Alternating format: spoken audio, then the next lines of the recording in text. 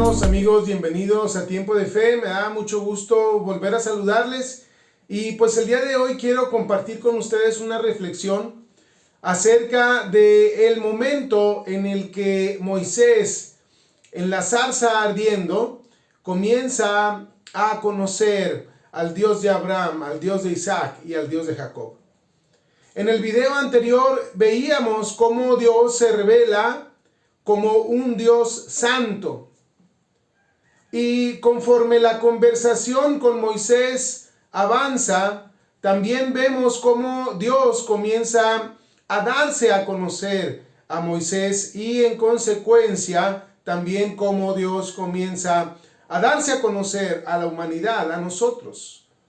Decíamos que Dios tiene un interés particular en que tú y yo le conozcamos.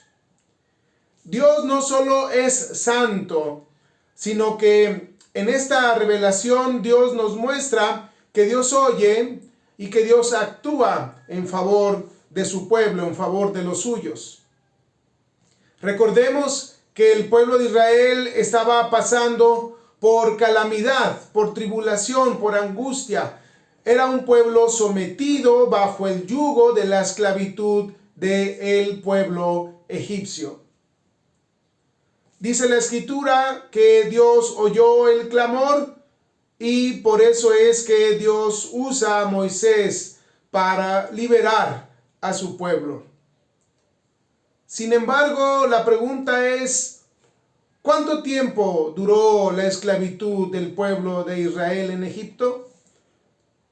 La Escritura nos dice en Éxodo capítulo 12, verso 40, que fueron 430 años el tiempo que duró la esclavitud del pueblo de Israel en Egipto.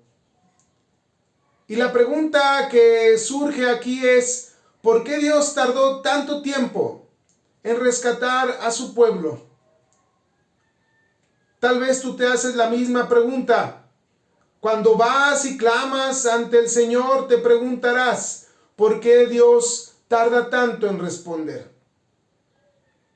La verdad es que la Escritura nos dice en el libro de Eclesiastés capítulo 3 que todo tiene su tiempo.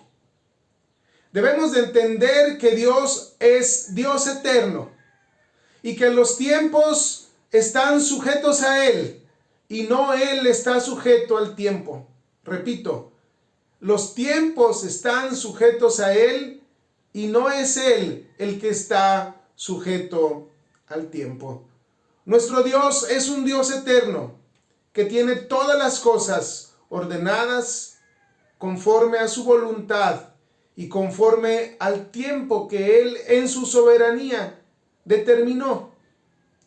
A ti y a mí entonces nos queda entender cómo son los tiempos de Dios. Y es que cuando Adán y Eva estaban en la presencia de Dios, vivían en una comunión plena con Dios, y esto implica también el tiempo de Dios era el tiempo del hombre. Hoy nosotros en nuestra naturaleza caída nos movemos no según el tiempo de Dios, sino según el tiempo de nuestra carne. Los griegos a este tiempo le llaman cronos, y al tiempo divino, al tiempo de Dios, al tiempo de la eternidad le llaman kairos. Resulta pues entonces que cuando el hombre es echado del Edén, comienza a vivir su tiempo ya no conforme al tiempo de Dios, sino conforme al tiempo de su carne. Y es por eso que nuestra carne siempre nos marca el paso y andamos a prisa y andamos a la carrera y se nos hace tarde y no descansamos porque estamos bajo el yugo del tiempo según la carne. Y por eso es que cuando vamos delante de Dios y clamamos y ponemos nuestra necesidad delante de Él, pensamos que Dios no nos oye, pensamos que Dios nos ignora, porque nosotros queremos que Dios responda en nuestro tiempo, según nuestra necesidad carnal, según el momento apremiante que estamos viviendo, pero debemos de entender que Dios no se mueve así, que Dios no está sujeto al tiempo de la carne, sino que nuestro Dios es un Dios eterno. Cuando tú y yo ponemos nuestra fe en Cristo Jesús viene a darle sentido nuevamente a los tiempos. Porque entonces debemos de entender que en Cristo se cumplen los tiempos. Cristo es el cumplimiento de los tiempos. Y entonces cuando tú y yo tenemos fe en Él, comenzamos a tener nuevamente una sincronía, una relación con el Padre Celestial.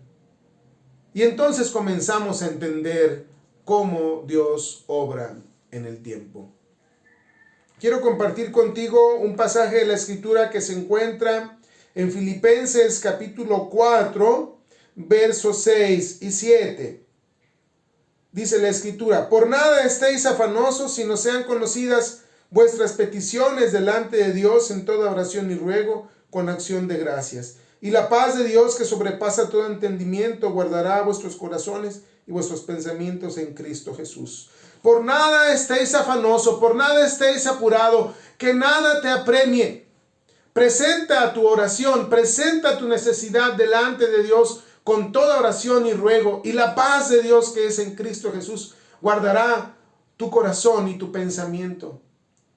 Es decir, que en Cristo Jesús encontramos sincronización en el tiempo de Dios, y entonces así Dios trae paz a nuestra vida. Y ya no son nuestros tiempos, sino ahora son los tiempos como Dios los marca en nuestra vida. Yo soy tu amigo Alejandro Parra Bley. Me daría mucho gusto que compartieras este video con tus amigos y tus contactos. Síguenos en nuestras redes sociales y nos vemos en la próxima. Que Dios te bendiga.